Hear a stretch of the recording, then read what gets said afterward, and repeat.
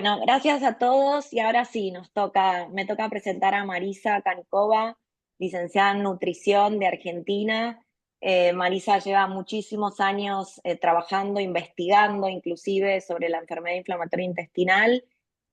Aporta muchísimo conocimiento desde su espacio de jefa de servicio del Departamento de la Alimentación del Hospital Posadas, aquí en Argentina, y también es coordinadora de la subcomisión de GADECU, que es el grupo de cronicolitis en Argentina, y desde esos espacios tiene un aporte muy significativo en todo lo que tiene que ver con la alimentación.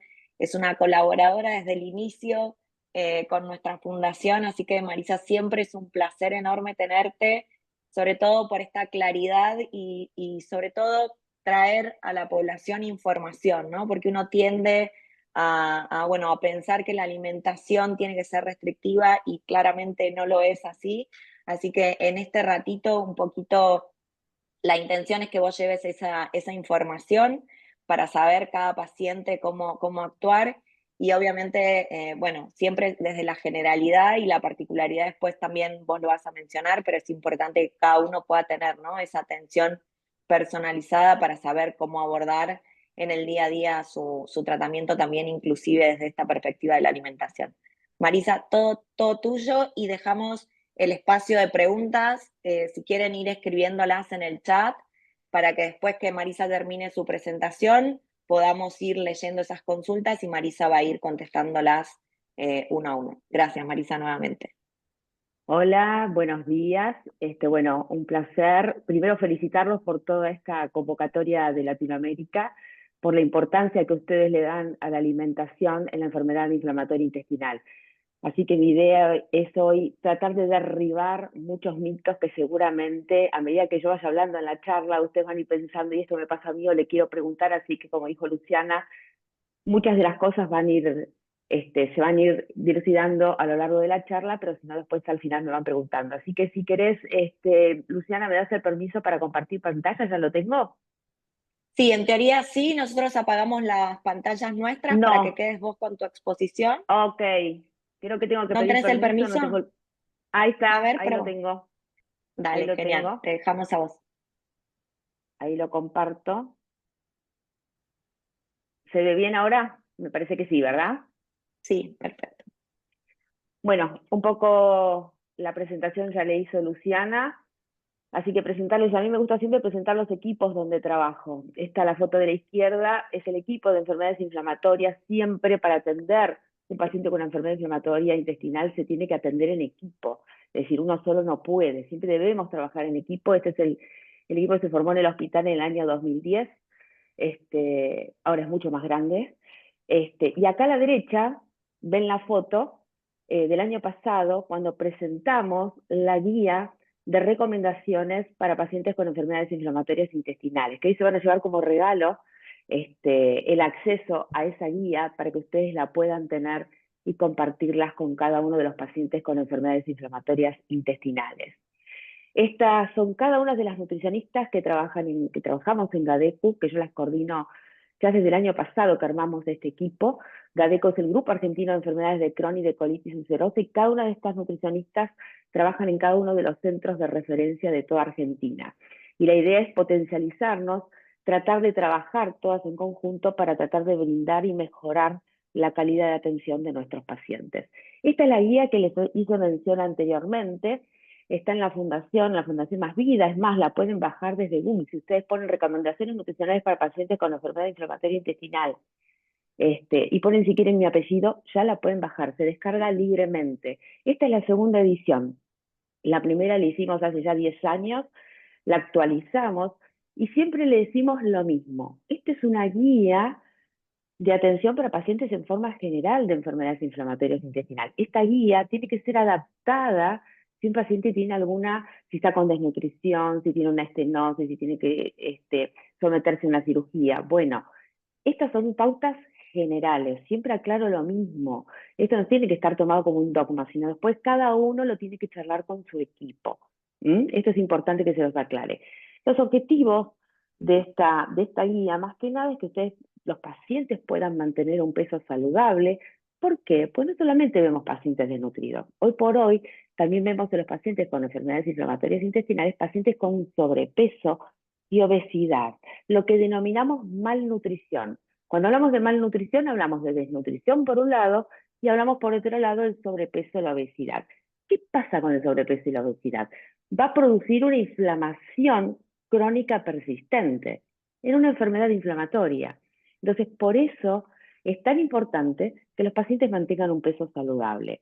Hay que buscar el tiempo en que tiene que bajar de peso. Si un paciente tiene que ser sometido a una cirugía, por ejemplo, o está en una etapa de brote, no es el momento adecuado para que baje de peso, pero sí luego de esas instancias puede lograr mantener un peso saludable. Por supuesto, reducir la inflamación intestinal favoreciendo la cicatrización de la mucosa, y esto se puede hacer a través de medicación y a través de la alimentación. Mantener las remisiones libres de corticoides, así como disminuir la dependencia de los mismos y evitar las hospitalizaciones y las cirugías por las complicaciones.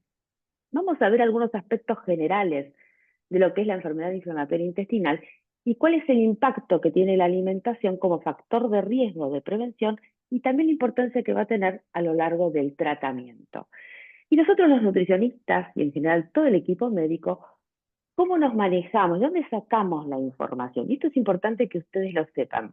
La información la sacamos a través de diferentes guías de práctica clínica de referencia. Y en nuestro caso, tenemos las guías británicas, las guías de la Sociedad Europea de Nutrición, las guías de la Sociedad Americana de Gastroenterología, las guías de la ECO, que hacen un apartado de nutrición y este año van a salir las nuevas guías, y también en Argentina, y me imagino que en algunos de los países de ustedes de Latinoamérica deben tener su guía actualizada y bajada, pues yo siempre les digo que esta información a veces uno tiene que bajar a la realidad de cada país.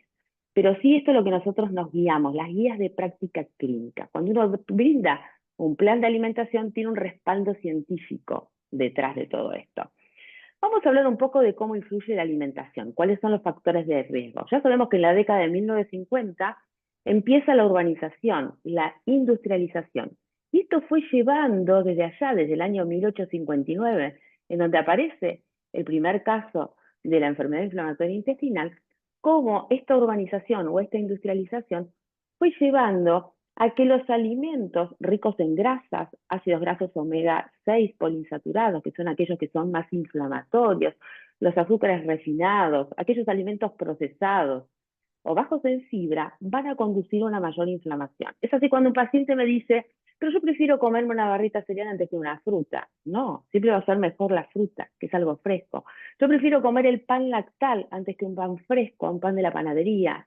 No, porque aquello que viene en un paquete con una fecha de vencimiento va a tener emulsificantes, espesantes, conservantes, que esos van a conducir a esta mayor inflamación. Incremento de riesgo de la enfermedad inflamatoria intestinal y también no va a ayudar al tratamiento de esa enfermedad inflamatoria. Entonces, qué importante que es la alimentación, no solamente como eh, factor de riesgo, sino también en el tratamiento. Y si esto lo ponemos en un semáforo, a mí me gusta siempre esto con claridad, el semáforo. ¿Cuáles son los alimentos que nosotros tenemos que poner en rojo, que son esos alimentos, por ejemplo, inflamatorios? Pero también tenemos alimentos, si los ponemos en el verde, que son antiinflamatorios. Entonces, ¿qué alimentos vamos a poner en el rojo, en el semáforo? Bueno, acá Argentina va a estar complicada, la carne roja. Consumíamos 70 kilos de carne roja por año y ahora estamos consumiendo 50. Bajó un poco el consumo de carne roja, pero ese bajo consumo bajó por los costos y también porque hay un poco más de educación en cuanto al impacto que tiene la carne roja en la alimentación. Y en la enfermedad inflamatoria va a producir un aumento de la inflamación, el aumento del consumo de la carne roja. Por otro lado, también los alimentos ricos en grasa. Por otro lado, también, por ejemplo, acá menciona los lácteos, pero cuando habla de los lácteos, habla con los lácteos con mayor consumo de grasa. No estoy diciendo que no tengan que consumir leche, ni yogur, ni quesos blandos. Sí estoy diciendo que un queso de cáscara marrón o cáscara negra, los quesos de rallar, cuanto más duro es el queso, mayor cantidad de grasa contiene. Y esa mayor cantidad de grasa y grasa saturada, que es la grasa mala, va a producir una mayor inflamación. Los aceites omega 6, estos aceites omega 6 que son inflamatorios, pero que son necesarios en la alimentación, pero tienen que haber un balance con los aceites omega 3 que son antiinflamatorios. Entonces, qué bueno que es saber y conocer esto, conocer cuáles son los alimentos que inflaman más, que a veces necesitamos incorporarlos en una alimentación, y cuáles son los alimentos que van a inflamar menos. En esto viene un poco lo que es la dieta mediterránea. La dieta mediterránea va a llevar ese balance adecuado entre esos aceites omega 6 y omega 3. Y si mencionamos en el color verde, muchos de estos alimentos, y yo se los menciono, muchas veces me van a decir ustedes que no los consume porque tienen miedo, porque en algún momento le dieron alguna dieta restrictiva, y no solamente impuesta a veces por un médico, sino a veces también por nutricionistas, que a veces nosotros decimos tenemos que brindar información a colegas, porque a veces me llegan al consultorio pacientes con que no les indican este tipo de alimentos, como por ejemplo las crucíferas, todo lo que sea el brócoli, el repollo, que hay que tener en cuenta en qué etapa uno va a consumir estos alimentos. Por supuesto que la alimentación va a cambiar en una etapa de brote, pero en una etapa de remisión o de recuperación, estos alimentos es necesario incorporarlos. La fibra soluble. Hay dos tipos de fibra, la fibra soluble e insoluble. ¿Saben una cosa? En Latinoamérica se consume la mitad de fibra que deberíamos consumir. Nosotros tenemos que consumir aproximadamente 30 gramos de fibra. La fibra lo que hace va a ayudar a producir una combustión en la microbiota y va a generar unos ácidos grasos que son benéficos. Esos ácidos grasos que son benéficos van a estar aportados, por ejemplo, por la dieta mediterránea.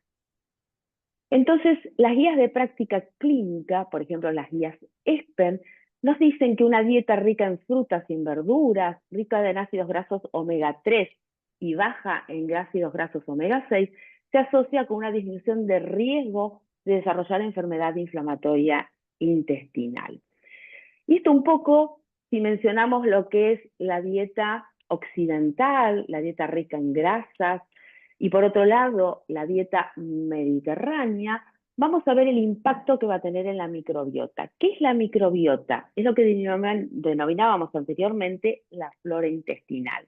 Nuestra microbiota tiene aproximadamente 150 bacterias que son importantes en el intestino, que son las que van a fortalecer nuestro intestino. Pesa aproximadamente 3 kilos y la alimentación va a fortalecer a esas bacterias que son las benéficas. Entonces, tenemos que lo occidental, la alimentación occidental, va a producir una disminución de esa diversidad, es decir, va a alterar esa homeostasis que existe entre las bacterias buenas y las bacterias negativas. Va a aumentar la disbiosis. La disbiosis es cuando existe esta translocación bacteriana. Seguramente habrán escuchado hablar lo que es el SIBO sobre el crecimiento bacteriano, es cuando las bacterias malas predominan sobre las bacterias buenas, que pasa cuando uno toma antibiótico o cuando uno realiza una alimentación más del estilo occidental.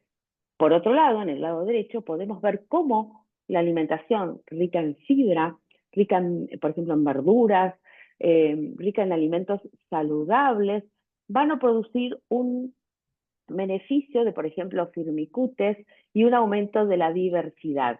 Es decir, observen cómo del lado izquierdo se produce una alteración de la barrera, esa barrera intestinal, esa barrera que va a permitir que no entren las bacterias o los agentes tóxicos, pero se rompe esa barrera. Entonces, qué importante que es la adecuada alimentación. Y muchas veces muchos de estos alimentos, por eso yo digo que a veces cuando realizan la alimentación en la etapa de brote, la tienen que hacer por un tiempo, no siempre. Muchas veces tienen miedo de abandonar la alimentación de la etapa de brote y tienen que ir incorporando de a poco la alimentación. Vamos a ir viendo cada una de esas características a lo largo de la charla. ¿Cuáles son los pasos básicos que hacemos todos los profesionales, todos los nutricionistas en este caso? Cada vez que viene un paciente, nosotros aplicamos el proceso de cuidado nutricional, tanto en forma ambulatoria como en forma hospitalizado. Primero realizamos una evaluación nutricional. Ustedes van a ver que cuando van a la consulta los pesan, los miden, Por ejemplo, hay algunos nutricionistas que realizan mediciones de circunferencia pantorrilla, está la dinamometría también, que es un aparato para medir la fuerza muscular. Bueno, todo esto forma parte de la evaluación nutricional. Ya no nos manejamos solamente con el índice de masa corporal, ya utilizamos otro tipo de herramientas. El diagnóstico nutricional, más allá del diagnóstico médico, la intervención nutricional, que es importante y lo que vamos a charlar hoy, y el monitoreo y el control, y cómo siempre esa intervención nutricional va a estar acorde a la etapa de la enfermedad que tenga cada persona. Y si lo ponemos en un algoritmo un poco más fácil, hacemos la evaluación del estado nutricional, también hay que evaluar el estado de la enfermedad, que es lo que decía recién, si está en etapa de brote, en etapa de recuperación o remisión, determinar los objetivos nutricionales para ese momento y también considerar la viabilidad, es decir, si es posible la realización o no, y tener en cuenta monitorear siempre cada uno de estos pasos. Entonces, tenemos que tener en cuenta la etapa de brote, la etapa de recuperación y la etapa de remisión. Y la alimentación se tiene que adaptar a cada una de estas etapas. Para eso vamos a hablar lo que es instaurar la alimentación saludable. Yo les puse acá lo que es la gráfica de Argentina. Yo sé que cada país tiene su gráfica, tienen que bajarla. Si ponen en Google, ponen gráfica de cada país. De Chile, Chile tiene las gráficas también, Uruguay, México, Brasil. Bueno, cada uno tiene su gráfica. Y todos más o menos hablamos de lo mismo. La importancia, si esto es un plato, si este es el plato, por ejemplo, la mitad de ese plato tiene que estar conformado por vegetales. Y esto vamos a lo mismo, la etapa de brote esto cambia, esto estamos hablando de la etapa de casi recuperación o remisión, en la cual hay que incorporar cada uno de los vegetales.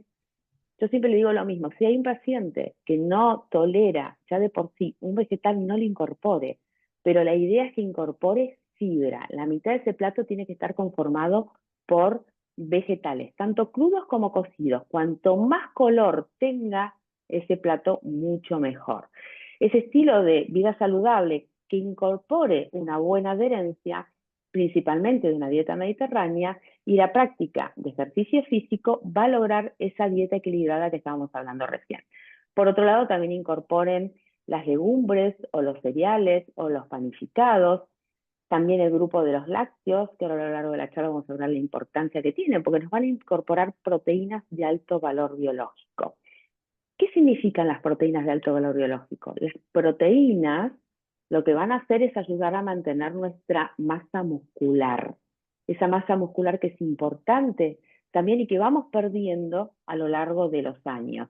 Y las proteínas de alto valor biológico que se encuentran en todo lo que sean animales van a ayudar a formar esa masa muscular o a mantener esa masa muscular y también a cicatrización de las heridas y justamente, por ejemplo, un paciente que tiene que ser sometido a una cirugía, que es importante establecer esa cicatrización.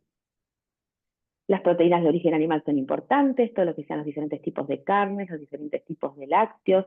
Y me van a preguntar, ¿y qué pasa con los vegetarianos? Bueno, tienen que hacer una adecuada mezcla de cada una de estas proteínas, de las proteínas vegetales. Están los lacto-vegetarianos, en los cuales pueden incorporar los lácteos o pueden incorporar el huevo. La clara de huevo es considerada proteína ideal, 100% ideal. ¿Cuánto se puede consumir? Un huevo por día. Yo a veces veo pacientes que consumen hasta 3 huevos por día. No, la indicación es un huevo diario. Carnes, carnes rojas, carne vacuna, pollo, pescado, la dieta mediterránea tiene más pescado, pescado de mar preferentemente, no tanto de río, y como mencionábamos anteriormente, el huevo y también las carnes de cerdo. Por otro lado, los aceites, la importancia que tienen los aceites y la dieta mediterránea, preferentemente el aceite de oliva, el extra virgen del primer prensado en crudo, tratar de no cocinar los aceites, se puede hacer una mezcla adecuada de diferentes tipos de aceite de maíz y de girasol, y también utilizar aceite de oliva. El problema que tiene el aceite de oliva es el bajo punto de saturación. Si uno lo cocina, baja ese punto de saturación y aparece la acroleína. Entonces, la idea es utilizar una adecuada mezcla. ¿Se acuerdan que al principio de la clase les dije esa adecuada mezcla de aceites omega 3 y omega 6? Bueno, esa mezcla de aceites puede llegar a ser usado. Los aceites, por ejemplo, en crudo, como el aceite de oliva, y si tienen que hacer una cocción, por ejemplo, de una milanesa al horno, pueden untar el recipiente con otro tipo de aceite, un aceite mezcla, por ejemplo, maíz y girasol. Y luego también las opciones, observen acá en pequeño, que están todo lo que sean las dulces y otros tipos de grasas, pero en menor proporción. Están las grasas saludables, que son las grasas, por ejemplo, del pescado, pescado de mar, el aceite de oliva, la palta o el aguacate, los frutos secos, nueces, almendras, avellanas, esos todos contienen omega 3 que son antiinflamatorios. Y alrededor de este plato mencionan la importancia que tiene elegir alimentos seguros. Cuando decimos alimentos seguros, son aquellos alimentos que tienen código de barras, etiquetado de barra y que ha sido, a través de una empresa o de una industria, ha sido verificada la seguridad de ese alimento. Vamos a hablar un poco de la dieta mediterránea, ayuda a mejorar los niveles de PCR. Me imagino que ustedes cuando se hacen un análisis de sangre, siempre tanto la calprotectina como la PCR miden la inflamación de la enfermedad inflamatoria intestinal, son biomarcadores inflamatorios, y esta dieta mediterránea ayuda a mejorar la inflamación. Y un poco hace mención a esto que decíamos anteriormente, la importancia de agregar este tipo de polifenoles que tienen los vegetales y algunas frutas como los arándanos, los frutos rojos, el aceite de oliva, son todos productos antiinflamatorios.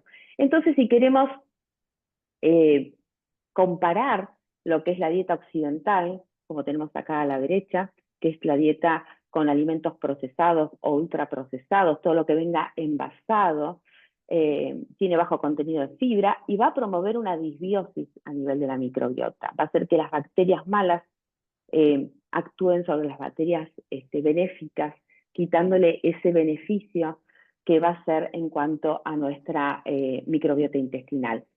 Por otro lado, la dieta mediterránea va a hacer que la comida sea más natural, cuanto más casera sea la alimentación, mucho mejor, con mayor aporte de fibra, va a conducir a la eubiosis, mantener el equilibrio de esas bacterias malas con esas bacterias buenas.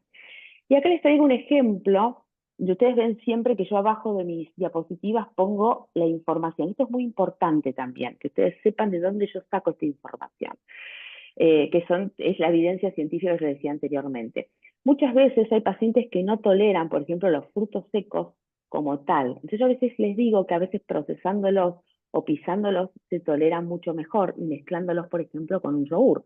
Por ejemplo, el caso de los garbanzos también, que pueden hacer el hummus, hacerlo casero, y eso va a hacer que se tolere mucho mejor.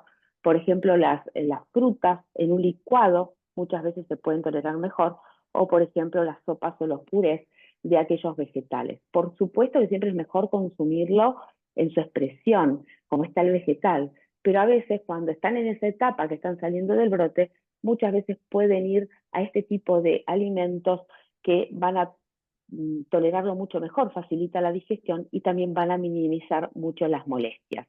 Y esto es algo que yo a veces les hago recordar a mis pacientes, y un poco tiene que ver con la diapositiva anterior.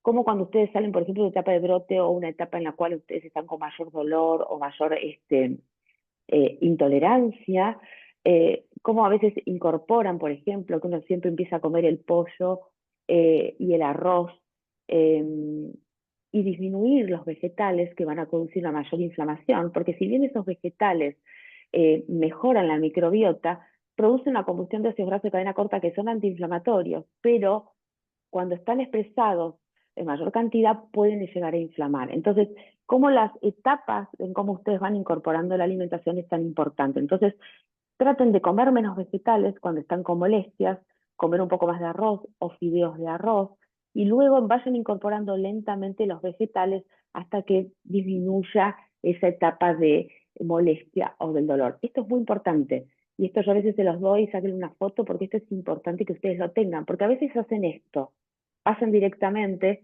a esta etapa y justamente tienen que pasar por esta etapa anterior, que ir probando la tolerancia. Con qué frecuencia o cuántos días? Depende de ustedes de la tolerancia que vayan teniendo. Entonces, ¿cómo ponemos en práctica integrar esta alimentación mediterránea en las enfermedades inflamatorias? Elijan grasas de buena calidad, aceite de oliva extra virgen, frutas y verduras como protagonistas, cuanto más colores mejor, garantizar la ingesta de micronutrientes y fitoquímicos, que esto va a ayudar a una alimentación saludable. Añadir legumbres de a poco, y acá voy nuevamente a lo anterior, no se coman medio plato de legumbres o un plato entero, sino vayan incorporándolas lentamente con los alimentos que ustedes ya estaban tolerando, si no las estaban acostumbrados a consumirlas, por supuesto. No olvidar el aporte de proteínas, proteínas de alto valor biológico, y los cereales integrales según tolerancia. Volvemos al dibujo anterior del plato, que eso les sirve muchísimo como visualizar esta incorporación de los alimentos. Y algo que es muy importante, a veces me dicen, la leche no la tolero. Hoy por hoy en Latinoamérica hay leche sin lactosa, hay yogur sin lactosa. Y qué importante, especialmente aquellos pacientes que consumen corticoides, el aporte adecuado de calcio. Entonces esto nosotros lo hicimos en el hospital para incorporar el calcio. Los lácteos no solamente incorporan calcio, incorporan vitamina D. ¿Y saben qué? La vitamina D es antiinflamatoria. Y también incorporan proteínas de alto valor biológico. Entonces acá abajo tienen la cantidad de calcio que uno tiene que consumir por día. Según la edad, aproximadamente 1000 miligramos, pero creo que en Latinoamérica, en Argentina seguro, consumimos la mitad de calcio que tenemos que consumir. ¿Por qué? Porque cuando yo me pregunto, ¿usted consume calcio? Me dicen sí. ¿Y qué toma? Un vaso de leche. Pero un vaso de leche me aporta 200 miligramos de calcio, cuando yo tengo que consumir 1000. Entonces, ojo con esto, porque hay que aportar un vaso de leche, un vaso de yogur, principalmente si es extra calcio mejor, que aporta la mitad del calcio que necesitan, y siempre alguna porción de queso. Y recuerden el queso, cuanto más duro es, más grasa tiene y menos saludable va a ser. Entonces siempre un queso de pasta media, tipo un queso tipo Por Salud, o un queso de mediana maduración. Entonces, para concluir y dejarlos a que hagan todas las preguntas, los pacientes con enfermedades inflamatorias están en riesgo nutricional y por lo tanto deberán ser evaluados siempre en el momento del diagnóstico de la enfermedad y posteriormente en forma regular. Las tolerancias y las necesidades nutricionales varían de paciente en paciente. Esto hay que evaluarlo según la fase en la que esté el paciente. La alimentación puede ser de gran ayuda para el manejo de los síntomas y es importante que siempre consulte a un licenciado en nutrición especializado para ayudarlo a abordar la malnutrición, ya sea desnutrición, porque tenga que recuperar peso o sobrepeso o obesidad, y optimizar el plan de alimentación. Así que bueno, vamos a pasar a unas fotos, siempre me gusta terminar. Estas son actividades que se hacen para pacientes, en la izquierda con la Fundación Más Vida, acá la ven a Luciana, pues bueno, siempre es importante el trabajo con pacientes en la hora de realizar la alimentación y evaluar esos mitos que existen, la hora que los pacientes se van muy contentos, porque bueno, acá en la hora que están cocinando, yo estoy acá explicándole la importancia de la alimentación. Esta es una actividad que se hizo el año pasado para el Día de la Enfermedad Inflamatoria Intestinal en mayo, se hizo una actividad para pacientes, y también para contarles que en cada actividad de cada congreso, nosotros ponemos también lo que es la gastronomía nutricional. Entonces, un congreso de la Federación Latinoamericana de Nutrición, el 2014, que fue acá en Argentina, también hablamos de la importancia de la alimentación, y este fue el congreso, el último congreso que se hizo en octubre de CELAMPE, también yo hablando de la importancia que tiene la alimentación para educar no solamente a los pacientes, sino también a los profesionales. Así que muchas gracias, y acá les dejo los links de interés, la Fundación Más Vida, y también el link de GADECU, del Grupo Argentino de Enfermedades de Crohn y de Colitis Ulcerosa de Argentina. Así que muchas gracias y espero las preguntas.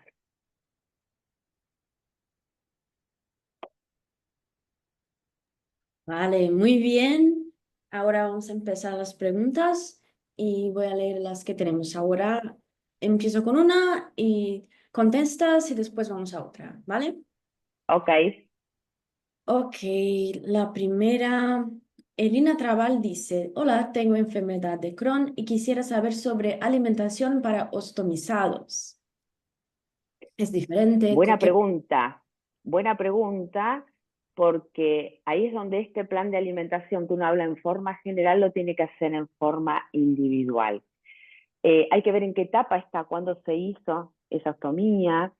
A medida que va pasando el tiempo, el paciente empieza a tolerar más, y por eso qué importante los dibujos que yo puse de cuando empiezan a tolerar los alimentos. Al principio empiezan con muy pocos alimentos, 3 o 4 alimentos, carnes blancas, no verduras, más que nada cereales, y después empieza a incorporar esos platos que yo dibujé, que seguí mucho por eso, empezar a incorporarlos. Y siempre la sugerencia que les doy es que incorporen de a uno por vez, de a uno. Y una medida que van tolerando, empiezan a incorporar. Y el dibujo que hice de los, voy para atrás, así los ve, esto ayuda mucho también.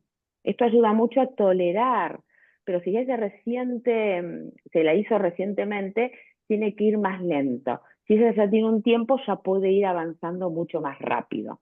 El fraccionamiento de la comida tiene que ver mucho, y tiene que ver también la cantidad de líquido que va largando por la bolsita y cómo es ese líquido, la cantidad de veces que vacía y el espesor de esa cantidad, el contenido, si es espeso o no. A la medida que cuanto más espeso es, significa que está absorbiendo mejor. Cuanto más líquido es, significa que hay algo que incorporamos ahí que no tolera mucho el intestino. No sé si Vale, le respondí la pregunta. creo que sí. Pues Ruth Tamara dice, pues doctora, ¿los huevos están en rojo? No sé qué quiere decir muy bien con Los eso. Huevos. no, el huevo no está, a ver, está en rojo porque habla un poco de los omega 6 y los omega 3, que es lo que dije anteriormente. Vamos otra vez, que así les resulta más fácil. Buena la pregunta. Sí, están en rojo, así como están en rojo también los lácteos. Y eso no quiere decir que no los pueda consumir. Eso significa que hay que hacer un buen aporte de los que están abajo, que son los antiinflamatorios, que es la dieta mediterránea. Entonces, ese buen aporte entre los rojos no significa que no puedan comer carne roja. Con ese criterio no podemos comer carne roja. Lo que hay que hacer es bajar la frecuencia. Con ese criterio no significa que no debamos consumir lácteos, sino los lácteos, por ejemplo, yo a veces digo que la leche puede ser entera, no necesita que sea descremada, por la cantidad de diferencia de grasa. Sí el yogur que sea descremado, y sí los quesos que sean más bien de pasta blanda o semidura, no tanto los duros, pero sí que hay que incorporarlos. Y pasa lo mismo con el huevo, como dije, no comerse 3 huevos, porque ahí sí superamos la cantidad de los omega 6 que son más inflamatorios, sino bajar la cantidad. Muy bien. Juliana Puig dice, ¿es necesario suplementarse con omega 3? En ese caso, ¿cuál recomiendas? Pues estamos hablando de Buena eso. pregunta. En realidad, nuestra alimentación no llega a cubrir la cantidad de aceites con omega 3 que necesitamos incorporar. Están las cápsulas de omega 3 que se pueden incorporar. Yo a veces digo que primero que hablen con su equipo de médico tratante, con su licenciada en nutrición. Eso es fundamental. Yo acá doy pautas generales. Entonces, por ejemplo, el omega 3, que es antiinflamatorio, se puede consumir especialmente en etapas donde hay mayor inflamación. ¿Sí? Si bien no en etapa de brote. ¿Sí? En etapa de Vale. brote es como que se trata de bajar todos los alimentos, reducir y después ir incorporando. Lo mismo que la cúrcuma. Hay evidencia también con la cúrcuma, las cápsulas de cúrcuma, que son antiinflamatorias. Pero tanto las guías de la AGA como las guías de la ESPEN, las guías de la ECO, dicen no en etapa de brote. En etapa de brote, como que tratemos a ese intestino de no darles demasiada información. Sí, después en la etapa más bien de recuperación o de remisión. Ahí sí se puede incorporar, no la cúrcuma en polvo, no la que se utiliza para darle el condimento, sino la cúrcuma en cápsulas, que es antiinflamatoria. Y la manzanilla también es antiinflamatoria. No la manzanilla que viene en saquito, sino las hojas de té de manzanilla. Ujú. Vale. Y Ruth también pregunta, ¿y el gluten? Porque hay muchos Ah, que no se puede sí. comer y todo Muy eso. buena esa pregunta, muy buena esa pregunta. Es como que el gluten es malo, no tenemos que consumir gluten. Y por ejemplo, acá en Argentina y toda Latinoamérica, me imagino que consumimos mucho gluten. Entonces, si uno no es celíaco, no tiene por qué no consumir gluten. Lo que hay que hacer es bajar la cantidad de gluten. Por lo menos acá en Argentina desayunamos gluten con el pan, almorzamos gluten con las tartas, las empanadas, los fideos, merendamos gluten y cenamos gluten. Entonces yo a mis pacientes, ¿qué les aconsejo? disminuyan en la cantidad de gluten. No desayunen gluten, pan en el desayuno, ni pan en la merienda. O se van organizando durante el día. Me dicen, bueno, pero yo en la oficina necesito comer tartas o empanadas. Bueno, no consuman en el desayuno gluten y resérvenselo para el almuerzo. O al revés, necesito comer el pan porque me gusta en el desayuno, no coman gluten en el almuerzo, coman una porción de carne con vegetales. Entonces, ir organizándose y bajar el gluten. Bajen la cantidad de gluten, no lo saquen. Está de moda esto que el gluten es malo. Y no es así. En Argentina el gluten es bastante alergeno. Entonces yo a veces les digo, vayan mezclando con otros tipos de fideos de arroz u otros tipos de fideos. Hay a veces fideos sin gluten, que los pueden ir incorporando con verduras, pero no se vayan al extremo de consumir sin gluten. Solo Bien. dejemos el sin gluten para el celíaco. Y Elizabeth pregunta, ¿podemos tomar sodas, limonadas, cerveza, vino, estas cosas que A ver, creo que en brote no, claro. vamos ahí. Hay aguas finamente gasificadas. A veces cuando toman soda, como yo que estoy tomando soda, me serví la soda y dejé que las burbujas se evaporen. Entonces, si yo tomo soda y automáticamente me lo tomo, me estoy tomando todo el gas. A veces Mm. decimos que queden finamente gasificadas. Respecto a los jugos, no jugos comprados. Yo prefiero que sean los jugos exprimidos, porque los jugos comprados tienen conservantes. Entonces siempre prefiero que sean los jugos exprimidos. Si a veces no se toleran, que se diluyan con agua segura también. Eh, por ejemplo, del vaso, que hagan mitad del jugo y mitad de agua. Y no sé qué más me preguntó.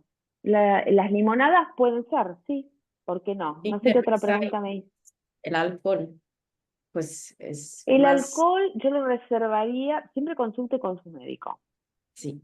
¿Sí? Pues yo Mm. digo, si hoy digo que sí, me van a decir, bueno, pero la nutricionista que escuché el otro día me dijo que sí. No, siempre consulten a su médico. Pero el vino tinto tiene resveratrol. Resveratrol forma parte de la dieta mediterránea. Pero hay que ver la cantidad y depende en qué etapa estén. Por supuesto, si están en etapa de brote, no. Y después si van a un cumpleaños o algún evento y depende de la medicación que estén tomando también. Porque a veces uno no toma medicación solamente para la enfermedad inflamatoria, a veces toma otro tipo de medicación. Entonces, por eso siempre arranqué mi charla diciendo que esto es en forma individual y que estos consejos yo los di en forma general. ¿Eh? Sí. Y pues vamos a ver la próxima. ¿Cuál es el mejor curso de acción a seguir para lograr identificar cuáles son los alimentos que no se toleran cuando estamos en medio de un brote? Bueno, un poco está acá el semáforo. ¿Sí? En realidad, cuando uno está en brotes, saca lo que se llama, a ver, se lo resumo en algo, la dieta baja en residuos o la dieta hipofermentativa. Está en el manual, en este manual que yo les compartí. Este Vale, manual tiene todas las etapas, la alimentación de la etapa de brote, la etapa de recuperación, tiene todas las, y después atrás de todo termina con recetas de cada etapa del brote. De brote, perdón, cada etapa, de brote, de recuperación y de remisión. vale.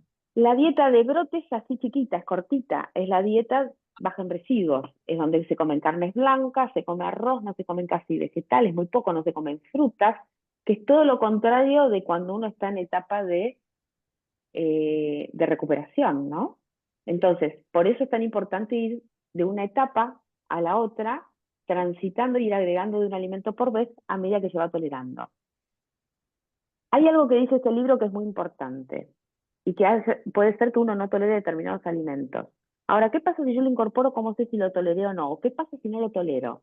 Si no lo tolero, lo saco de la alimentación y lo vuelvo a probar, tengo que probarlo 3 veces.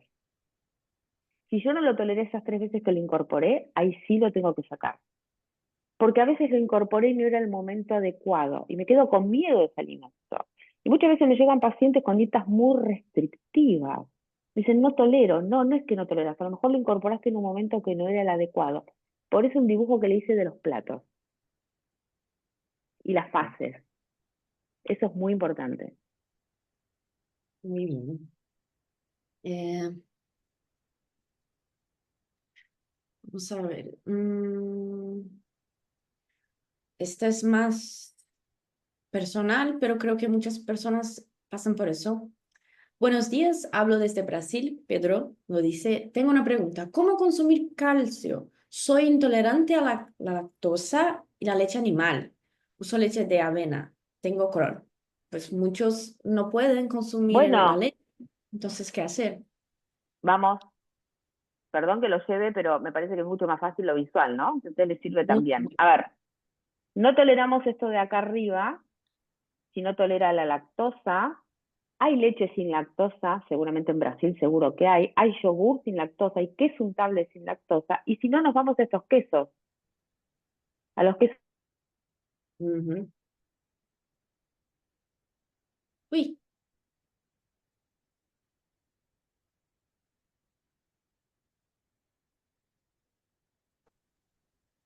Se quedó sin audio Marisa, ¿verdad?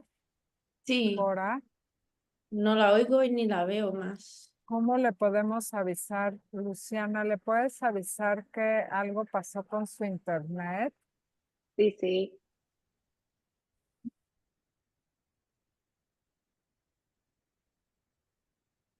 Solo un momentito a todos. Tenemos un poquito de problemas, pero ya vamos a volver con la licenciada Marisa. Y bueno, solo quería decir a ustedes que no vamos a hacer las preguntas que son muy personales de cada caso de paciente, porque tenemos que mantener muy general las preguntas, ¿vale? Para que no tardamos mucho y lo mejor siempre es consultar su médico y su equipo. Entonces, eso. Saludos, Hola. soy Lady López de Funeico Colombia. Bien, soy nutricionista, soy licenciada en nutrición y aprovechando pues que ahorita se nos desconectó, puedo aportar algo a los pacientes y hay que tener en cuenta que, como lo dices, cada paciente es un mundo, cada paciente hay que abordarlo de manera individual. También soy paciente con enfermedad inflamatoria intestinal, yo tengo diagnóstico de colitis ulcerosa y hay algo que hay que tener en cuenta y es que muchas veces no solo tenemos este diagnóstico, sino que tenemos otros diagnósticos asociados. Entonces ahí viene la importancia de que el manejo sea de manera individualizada. Hay que tener en cuenta también de que como somos muy individuo, eh, hay una herramienta que yo también le recomiendo a mis pacientes y es utilizar un diario de alimentos. Un diario de alimentos donde podamos establecer de manera diaria lo que comemos, una lista de todo lo que consumimos y al finalizar el día evaluar sintomatología, hacerlo durante un periodo por lo menos de un mes donde tengamos una frecuencia de consumo de alimentos normal, no que estemos de paseo, que estemos de viaje, sino de nuestra rutina y así podemos establecer cuáles son los alimentos que toleramos y no toleramos, lo que decía ahorita la licenciada. No todos los organismos son iguales. Puede que yo como paciente pueda tomar leche entera y que me vaya muy bien, pero que haya otro paciente que definitivamente no la tolere. Entonces es importante también establecer eso y aprender a conocer nuestro cuerpo. Muy bien. He visto a la doctora, sí, la licenciada, perdón. Y sí, otra cosa que quería decir es que hay muchas preguntas que, ¿qué vegetales puedo comer si estoy en esta etapa? Y todo eso pueden consultar en el guía que la licenciada Marisa estaba hablando. Entonces, después vamos a encontrar la mejor forma de enviarlos este guía y pueden ver qué es mejor comer si estoy en brote, qué comer si estoy en recuperación y eso, porque si no vamos a tardar mucho hablando solo de alimentos específicos, ¿ok? Ah, hola Acá estoy Marisa, nuevamente. Me quedé sin, perdón, me quedé sin internet. Se me desconectó, pasa nada. perdón. Pues déjame ver, estamos hablando de cómo consumir calcio, si El tienes, calcio. Estoy si desde el eres, celular porque no tengo internet. El calcio, estaba diciendo lo del queso, el queso compacto aporta una porción de 50 gramos de un queso de pasta un poco semidura, aporta 500 miligramos de calcio. Es decir, que consumiendo quesos, si no tolera el calcio en pastilla, creo que me había dicho que no toleraba la medicación, puede llegar a aportar el calcio de esa forma. Muy bien, muy bien. Hay otra pregunta sobre calcio. Creo que ya contestamos.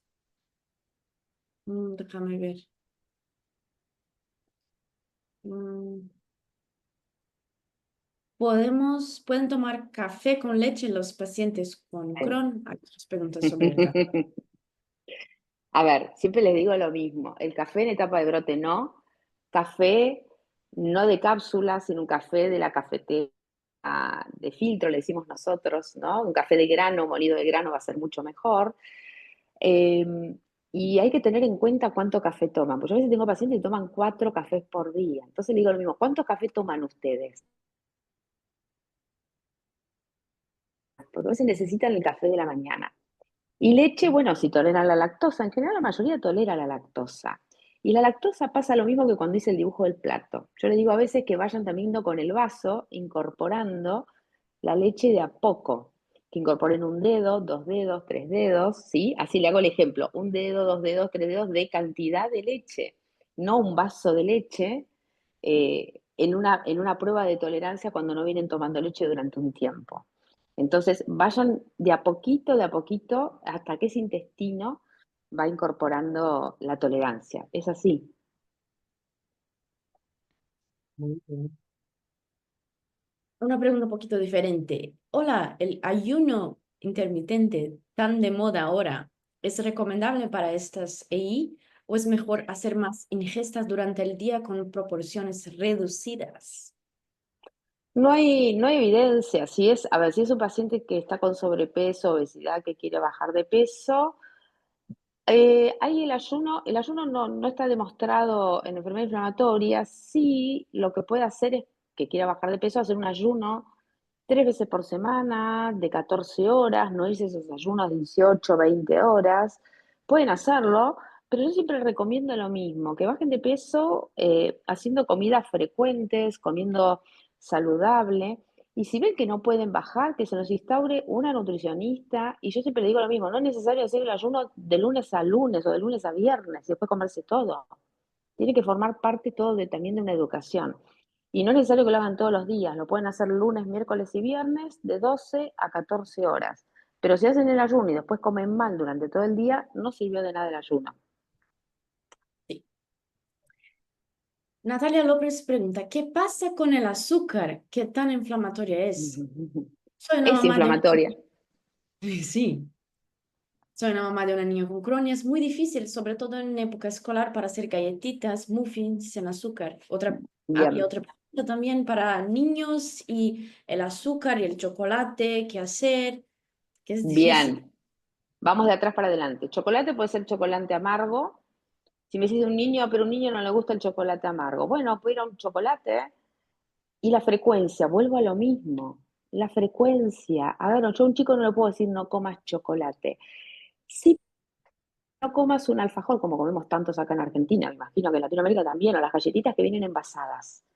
Todas esas galletitas que vienen envasadas forman parte de los ultraprocesados. Los ultraprocesados tienen jarabe de maíz de alta fructosa, que es azúcar. Entonces, ¿qué es mejor que hacerlo casero? Si yo lo hago casero, esa misma galletita, le voy a poder controlar la cantidad de azúcar que le pongo. Y cuando se acuerdan, cuando yo empecé mi clase, que hablé sobre los alimentos refinados, el azúcar forma parte de los alimentos refinados. Pero también los edulcorantes también no son buenos para la microbiota. Entonces nos vamos a los extremos. El edulcorante es malo y el azúcar es mala. El exceso es malo. Entonces, el azúcar, si yo le pongo 3 cucharaditas de azúcar, sí que va a ser malo. Pero si le pongo media cucharadita y acostumbro mi sabor a ir bajando de 3 cucharaditas, uso 2, uso 1 y uso media, voy a poder consumir mayor cantidad no de azúcar, pero sí de alimentos que contengan azúcar. Pero nos vamos a los extremos. El azúcar es malo, el azúcar es un veneno, el gluten es un veneno, y un paciente con una enfermedad inflamatoria toma esto como un dogma y y empieza a restringir. Y así es cuando empiezan a hacer una mala alimentación. Y eso no es lo ideal. ¿Verdad? Ahí Y vi una de un suplemento nutricional que me hicieron, vi el nombre, esos suplementos que utilizan para aumentar las calorías, aumentar de peso, que tienen proteínas. No voy a nombrar porque si no después me puede retar el laboratorio, pero hay varios laboratorios. Vienen en botellitas con rosca y esos también terminan siendo ultraprocesados porque tienen maltodextrinas. Es más, hoy por hoy se discute a los pacientes, que ahora te voy a dar una conferencia ahora en GADECU, en Ushuaia, el Congreso, de la nutrición enteral exclusiva, los suplementos, las sondas, los alimentos para sondas también terminan siendo ultraprocesados. sí. Pero a ver, no nos vayamos al extremo, vuelvo a decir lo mismo. Cuanto más antiinflamatoria sea la alimentación, mejor, pero no es imposible hacerla totalmente antiinflamatoria. Entonces, cuando está indicado, y a veces es mayor el beneficio de recuperar el peso y más ese paciente tomar esa bebida nutritiva porque tiene que ir a una cirugía, bueno, ¿por qué? Porque si está desnutrido va a tener mayores complicaciones a nivel quirúrgica, entonces no es bueno. Tiene que tener un adecuado estado nutricional. Y también han preguntado sobre probióticos y prebióticos, si se puede Sí, consumir, si se lo debe. bien. Qué buenas preguntas que están haciendo. Muy bien. Los probióticos, no en etapa de brote. En etapa de brote, no. En etapa de no brote, ¿qué tipo de probióticos? Y acá no hay mucha evidencia. Hay alguno en pouchitis, aquellos pacientes con pouchitis, con el famoso BCL3, que creo que hay en México, creo que hay en Brasil también, que tiene 8 cepas, se pueden consumir. A ver, lo que hay que hacer, para mí lo mejor es la alimentación. Yo por eso les mostré el cuadro de la alimentación de la dieta mediterránea, cómo aumenta y fortalece la microbiota. ¿Podemos usar probióticos? Sí. ¿Qué dice la evidencia científica? No dice mucho, porque hay que ver qué tipo de probiótico, cuánto tiempo hay que tomarlo, y no hay mucha evidencia en cuanto a eso. Entonces las mismas guías dicen, si quieren consumir, consúmanlo, pero no en etapa de brote. Por un tiempo, porque hay que hacerlo por un tiempo, no hay que hacerlo eternamente. Entonces, si quieren hacer un toque de probióticos, lo pueden hacer por 14 días, por 3 semanas. Hay algunos probióticos, tengan cuidado que a veces vienen con calcio, vienen con magnesio, entonces hay que tener mucho cuidado. Y hay que ver qué tipo de cepa contienen. Sí. Mm,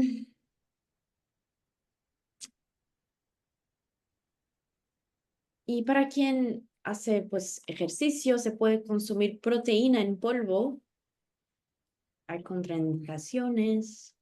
Ni siquiera, yo siempre digo que la proteína en polvo a veces la utilizo en los pacientes con sarcopenia. ¿Qué es la sarcopenia? Es la pérdida de la masa muscular. Es ese paciente que yo decía que tiene que ser sometido a una cirugía, perdió 8 kilos en poco tiempo y perdió la masa muscular. A ese paciente quizás sí puedo llegar a darle ese tipo de proteína. La famosa proteína whey protein. Es así porque es proteína que va directamente al músculo, pero si no, la alimentación también ayuda. Yo mencioné en la charla, las proteínas de alto valor biológico van a ayudar a mejorar esa proteína. Cuando el paciente no la puede consumir por vía oral, sí ahí puedo ir al polvo, pero eso se lo tiene que recomendar el equipo tratante y tiene que ver si puede, si cubre o no las proteínas. Ustedes piensen que si una persona pesa 70 kilos, necesita 70 gramos de proteína. En etapa de brote, necesita consumir un poquitito más, 1,2, 1,5. De esos 70 kilos, que serían 70 gramos de proteínas, porque es un gramo por proteína de kilo, el 50% tienen que estar formadas por proteínas de alto valor biológico. Es decir, de esas 70, 35 tiene que estar conformado por proteínas de alto valor biológico. Un bife o un churrasco de pollo tiene 30. Es decir, que si come carnes no rojas, porque a lo mejor está en un periodo de brote, puede comer carnes blancas, o una porción de pescado de 150 gramos tiene 30 gramos de proteínas. Ya tiene casi los 35, porque después sumamos la leche o el queso o el huevo, y ahí logramos ese 50% de proteínas de alto valor biológico.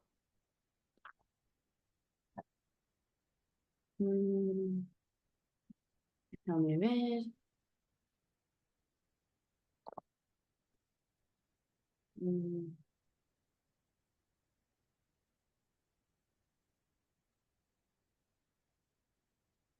Ya me hizo muchas preguntas muy específicas a cada caso y como ya, Esas las dejaría a lo mejor para que lo consulte con su nutricionista o con su equipo médico tratante, porque a veces uno también trata en estas consultas o en estas charlas de dar en forma genérica para todo. Ya cuando es algo muy especial, ya es muy difícil. sí. Pues hay una pregunta sobre los ácidos como naranja, limón, mandarina y que le irritan y provocan gastritis. Pues hay que evitarlos si están en brote o si... En etapa de brote sí, hay que evitar todo. Luego se empiezan a incorporar. De todos los que mencionó, el que menos ácido tiene es la mandarina. Es el que menos ácido y que más se tolera. Y voy a lo mismo como todo. De repente comer una mandarina o comer media, empezar a probar media y empezar a probar. A veces tolera mejor el jugo de naranja y no la naranja como la fruta. El pomelo es más ácido, pero termina teniendo mayor cantidad de ácidos orgánicos. Entonces yo dejaría la mandarina a primera instancia, naranja, y el pomelo lo dejaría como última instancia. Vale. Porque parece más amargo, pero no es así. Ahí aparecimos todos nosotros de nuevo, pues estamos cumpliendo el tiempo. Cora, muchísimas gracias. La verdad, impecable tu español. Estoy sorprendida. Lectura y habla impecable. Impecable, muy Súper bien. gracias. Sí, sí, sí. Súper gracias. Marisa, bueno, eternamente, creo que voy a hablar por todos mis colegas, eternamente agradecidos por tu tiempo, un sábado, para nosotros en Argentina ya es el mediodía, totalmente ad honorem, así que estamos súper agradecidos y fuiste muy clara y sobre todo creo que coinciden todos, muy esperanzadora, ¿no? En esto de que estamos todos muy estresados con el tema de la alimentación, los pacientes, pero también los cuidadores, los padres, es un tema que estamos como agobiados todo el tiempo. Vos nos trajiste esa tranquilidad de despacito, probemos, ¿no? Siempre decís lo mismo, probemos. Sí. Así que súper gracias. Bueno, yo me despido, que tengo la palabra, así no vuelvo a interrumpir. Gracias a todos los que estuvieron compartiendo este espacio con nosotros. Tanto la guía que mencionó Marisa la vamos a compartir nosotros en nuestro espacio con todas las organizaciones para que las organizaciones las puedan trasladar a sus comunidades en cada país. Esto queda grabado, así que también cada organización en cada país va a disponer de esta grabación y la va a poder poner también a disposición de su comunidad. Y por supuesto, todos vayan a sus médicos tratantes, pidan esa derivación al equipo de nutrición para poder tener esa particularidad de su caso. Así que bueno, súper